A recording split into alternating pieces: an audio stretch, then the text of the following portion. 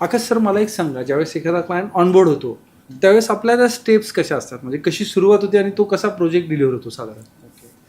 स्टार्टिंगला तर क्लायंटची रिक्वायरमेंट येते आमच्याकडे. हम्म. आम्ही त्यांच्याकडनं फर्स्ट ऑफ ऑल प्लॅन मागवतो.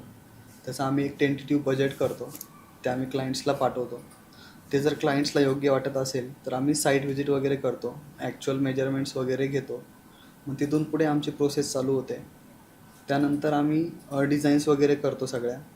त्याच्या आधी आम्ही ऑलरेडी सगळं कोटेशन वगैरे फायनल केलेलं असतं. डिझाईन केल्यानंतर थोड्याफार गोष्टी एक 5% 10% थोडंफार इकडं तिकडं होतं.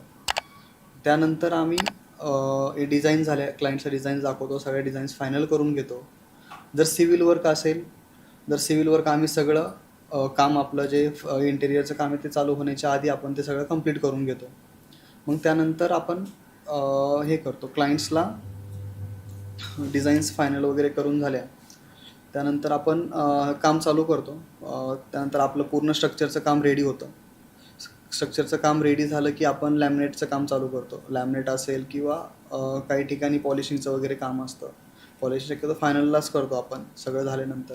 लॅमिनेट्स वगैरे झालं की क्लिनिंगचा वगैरे पार्ट येतो, हार्डवेअर फिटिंग्स येतात, सगळ्या हँडेल्स येतात. ते झालं की मग आपण क्लिनिंग वगैरे करतो, सगळ्याची पॉलिशिंग करतो, पेंटिंग करतो, लाईट्सचा पार्ट येतो, बाकी कर्टन्स वगैरे तिथं लास्टला पार्ट होतो सगळा. माझ्या सगळ्या स्टेप्स चालतात.